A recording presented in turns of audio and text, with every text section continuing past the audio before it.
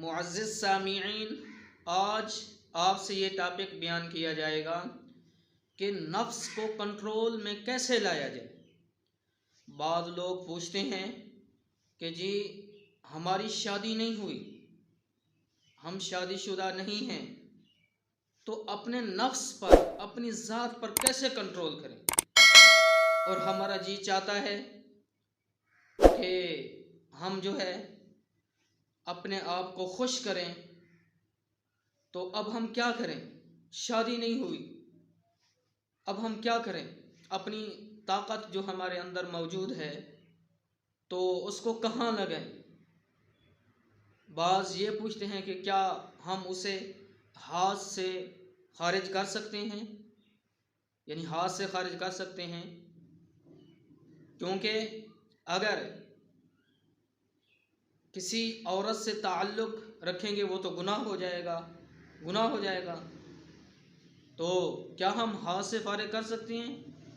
اور ہم کیسے اس کے اوپر قابو کریں؟ تو آج دیکھیں، ہر آدمی یعنی کہ یہ ہم سے سوال پوچھتا ہے کہ اپنی طاقت کدھر صرف کی جائے، نفس کو کیسے کنٹرول کیا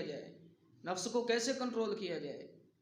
ہاں، تو صاف ظاہر ہے اللہ نے ایک تقاضا رکھا ہے، بشری تقاضا ہے۔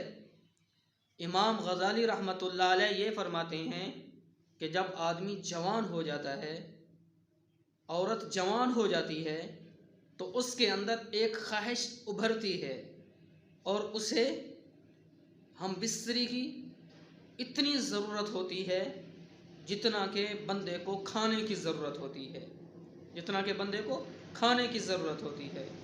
لیکن عورت کے اندر چونکہ اللہ پاک نے حیا رکھا ہے، وہ کسی کو کہتی نہیں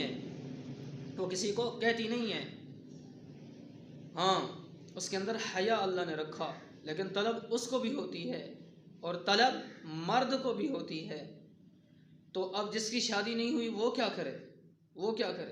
تو یہ ہمارا روزانہ کا مسئلہ ہے، آج کا نہیں، یہ ڈیلی مسائل میں سے ایک مسئلہ ہے۔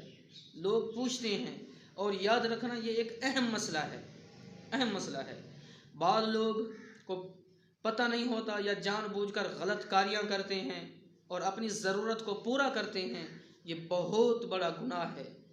ہاں، اللہ پاک نے فرمایا وَلَا تَقْرَبُوا الزِّنَا إِنَّهُ كَانَ فَاحِشًا وَسَاءَ سَبِيلًا۔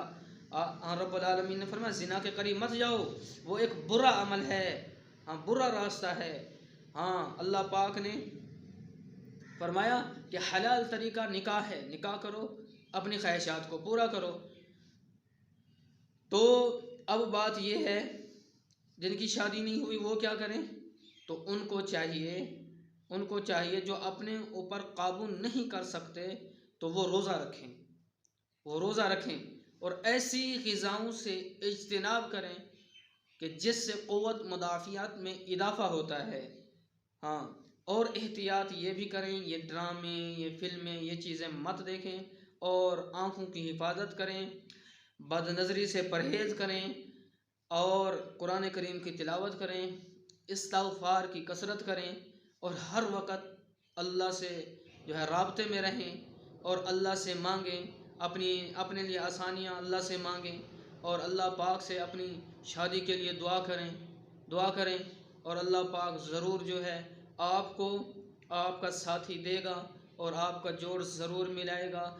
تو صبر کرنا ہے، یہی ایک طریقہ ہے، صبر کرنا ہے، روزہ رکھنا ہے، نظروں کی حفاظت کرنی ہے، ڈرامے فلمیں نہیں دیکھنا، اور نماز کی پابندی کرنی ہے۔ اس سے اپنے نفس کو کنٹرول میں لایا جا سکتا ہے۔